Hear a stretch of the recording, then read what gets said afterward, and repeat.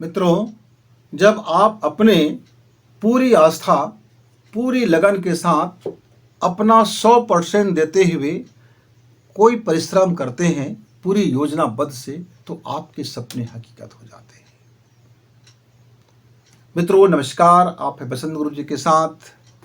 आज का हमारा टॉपिक है हमारे युवा निराश होकर के, अपने को फेलियर महसूस करके, अपने को लूजर महसूस करके, हताश होकर के अपने काम, अपनी एजुकेशन, अपनी प्रतियोगिता वही स्टॉप कर देते हैं और लाइफ को किसी ऐसे अंधे रास्ते पे ढकेल देते हैं, एक ऐसे अंधे सुरंग पर ले आते हैं, एक ऐसे अंधे गली के मोड़ पर ले आते हैं जहाँ से उनकी ज़िंदगी में जो लाइटनेस था, जो प्रकाश था, जो प्रेम था, वो वहाँ से उसको अब पीड़ाएँ महसूस होने लगती है कि मैं जीवन में कुछ नहीं कर पा रहा हूँ।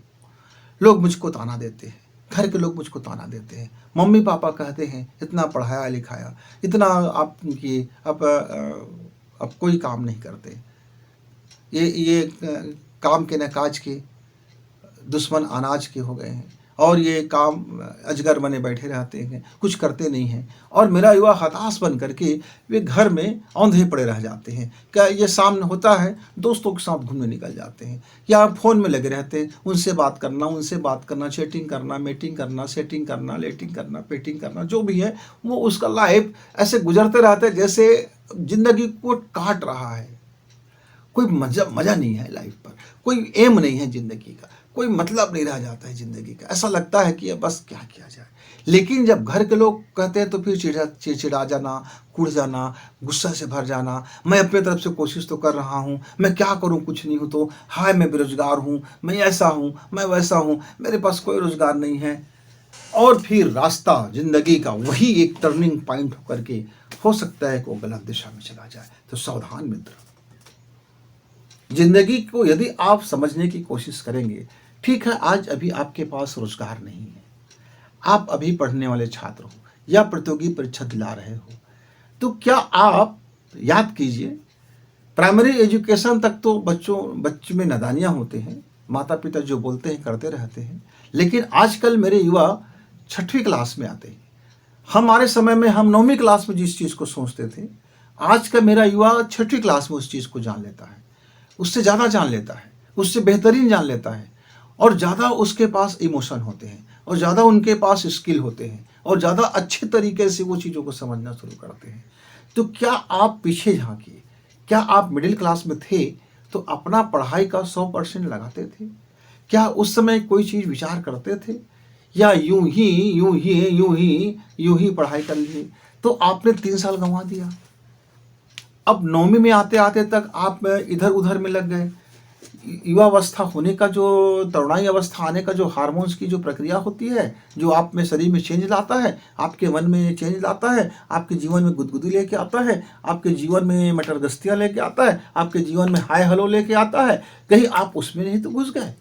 क्या आपने 100% अपने करियर को बनाने के लिए अपने एजुकेशन को दिए? यदि आपने जिस मात्रा में एजुकेशन को दिए, अपने लाइफ का जितना आपने ऊर्जा परिवर्तन किए, जितना आपका ऊर्जा कन्वर्ट हुआ, उतने मात्रा में आपका सामने रोजगार मिलेगा, उसी मात्रा में आपको जीवन में प्रेम मोहब्बत मिलेगा, उसी मात्रा में आपको समाज में सम्मान मिलेगा, उसी मात्रा में तो आप अधिकारी हैं, आपकी पात्रता जो होगी।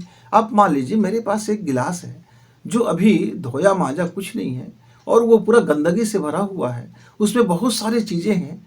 अब मुझको उसमें दूध भरना है तो मुझको क्या करना पड़ेगा भैया, उस गिलास को तो पहले मांजना पड़ेगा। एक बार मांजूंगा, 2 बार मांजूंगा, फिर पानी से धोऊंगा, फिर एक बार पानी से धोऊंगा, फिर उसको सोख्ता पेपर से साफ करूंगा, और फिर मैं अपना वो कीमती दूध रखूंगा जिससे मेरा दूध खराब ना हो। तो पहला ध्यान तो हमको अपनी पात्रता विकसित करने में लगानी होती है। और आप बिना पात्रता विकसित किए आप यह सोचते हैं कि आपको मिल जाएगा जिसका आप अधिकारी नहीं हैं, फिर यही से गड़बड़ शुरू हो जाता है। भाई मैंने भी तो स्नातक किया, मैंने भी तो पीजी कर लिया, मैंने भी तो डिप्लोमा कर लिया, अरे मैंने भी तो आईटी कर लिया, मैंने भी तो मेडिकल की पढ़ाई कर ली, मैंने भी तो वो कर लिया, मैंने भी तो कंप्यूटर की पढ़ाई कर ली, अरे मैंने भी तो आर्ट पढ़ लिया, मैंने भी तो कॉमर्स से कर लिया, मैंने भी तो साइंस पढ़ ली, मैंने भी तो गणित पढ़ लिया, मैंने भी तो बायोलॉजी पढ़ ली, अरे मैं भी केमिस्ट्री जानता हूँ, अरे मैं भी फिजिक्स से पढ़ा हूँ। हाँ, पढ़े हो, सब कुछ है, लेकिन कितना परसेंट आपने उसको दिया अपने लाइफ का, किस मात्रा में आपने अपनी पात्रता विकसित की। मित्र, इस पर आपको फोकस करना पड़ेगा। आप देखेंगे इस ईश्वर का नियम है, इस ब्रह्मांड का नियम है और हमारे भौतिक जगत का भी नियम है। आप किसी भी जगह में चले जाइए, आप जिस मात्रा में अपने को बदलोगे उतनी मात्रा में बदल पाओगे। गिरगिट अपना रंग बदलता है तो अपने स्वार्थ को देख करके, फिर गिरगिट का रंग बदल जाता है स्वार्थ खत्म होते ही। ऐसे ही आप जब एजुकेशन में थे तो परीक्षा आते ही आप लग जाते थे अपने आप को पूरी तरह से दिखाने में कि मैं बहुत पढ़ाकू हूँ, मैं बहुत पढ़ाकू हूँ, देखो मैं कितना पढ़ता हूँ। और जैसे एग्ज़ाम निपट जाते थे फिर आप घोड़े बेच करके मटर गश्ती में लग जाते थे। फिर आपको ऐसा लगता था कि जीवन के सबसे घटिया दौर से आप निकल गए हैं और आप उसको मुक्ति मिल गया है, छुटकारा मिल गया है उस ज्ञान मार्ग से, और आप मस्ती में लग जाते हैं। तो जिस मार्ग से आपको छुटकारा चाहते थे, अब उसी मार्ग से आपको रोजगार मिल रहा है, तो कैसे संभव है? आप जिसको पहले गाली देते थे, क्या पढ़ना है यहाँ, दिन भर पढ़ना, फलाना है, ठिकाना है, ऐसा है वैसा है, माता पिता को चिल्लाते थे, भाइयों को चिल्लाते थे, गुरुजी को आप नफरत करते थे। अब वही एजुकेशन से आपको रोजगार मिल रहा है। तो जिसको आपने नफरत किया तो आपको बदले में क्या मिला? बेरोजगारी मिला, नफरत मिला। तो मेरे युवा साथी, जिन्होंने अपना जितना परसेंट अपने एजुकेशन को दिया है उसको उसी मात्रा में रोजगार प्राप्त हो गया है। हाँ, कुछ मेरे युवा साथियों को उनके घर वालों की बदौलत भी मिल जाता है। कुछ हमारे युवा साथियों को पारंपरिक रूप से उनके घर में पहले से रोजगार रहता है, वो रोजगार कर लेते हैं, लेकिन वहाँ भी उसको सफलता उसी मात्रा में मिलेगा वो जिस मात्रा में अपनी श्रद्धा, अपनी समर्पण, अपनी आस्था, अपना लगन, अपनी मेहनत और अपनी बोली, अपनी भाषा, अपना दिमाग, अपना प्रेम लगाएगा। नहीं लगाएगा तो बना बुनाया बिजनेस को भी वह कंडम कर बैठेगा। इसीलिए तो जितने भी मेरे रोजगार वाले, जितने भी मेरे उद्यमी माता पिता होते हैं, अपने बच्चे को अपना गद्दी देने से पहले, अपनी वसीयत देने से पहले उसको ट्रेनिंग में लाते हैं और देखते हैं कहाँ कहाँ ये गलती कर रहा है, और डांटना, डपटना, साथ में रखना, ये सब करते। यही तो आस्था है, यही तो समर्पण है कि आप अपने काम के प्रति यदि आपको आस्था है, यानी आस्था का मतलब क्या है? काम के प्रति प्रेम होना और सच्ची प्रेम होना, दिखावटी प्रेम नहीं, या अभी गिरगिट की तरह मौसम बदलने वाला कलर बदलना नहीं, मतलब सच्चा लगन होना। सच्चे लगन से यदि आप काम करेंगे तो जैसे उसी लगन को फिर हम समर्पण भी बोलते हैं, तब आपको शिकायत नहीं होगा, तब आपको उससे संघर्ष करने में कोई दिक्कत नहीं होगी, तब आप अपना टाइम को शेयर करेंगे, तब अपने लाइफ को शेयर करेंगे, अपने ज्ञान को शेयर करेंगे, अपने प्रेम को शेयर करेंगे, अपने उसमें आनंद ढूंढेंगे। उस काम में जब आपको आनंद मिलने लगेगा, जब उस काम में आपको संतोष मिलने लगेगा, जब उस काम को करने के बाद आपको गहरी नींद आने लगेगा, तब फिर वो आपका आस्था और समर्पण है।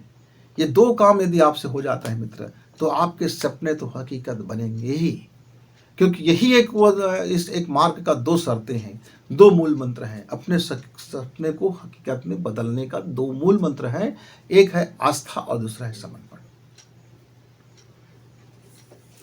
क्योंकि मान लीजिए मुझको मेरे बच्चों से प्रेम है, तो मैं क्या करूंगा?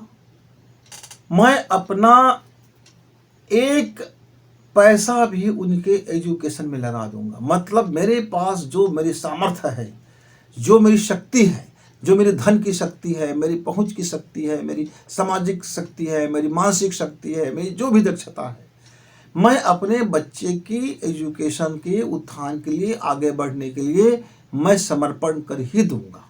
लेकिन मुझको मेरे बच्चे पर भरोसा यदि नहीं है, तब मैं क्या करूंगा? तब मैं ये करूंगा, बच्चे को जब वो मांगेंगे कि पापा मुझको ये काम करना है, ये पढ़ाई करना है, तो मैं उनसे बार बार पूछूंगा, क्या वाकई आप इसको पढ़ पाओगे?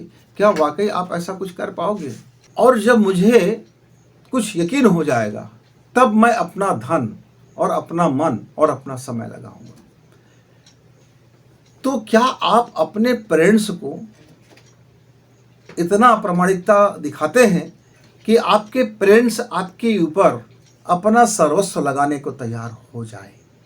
मोह से नहीं, ममता से नहीं, अकल से।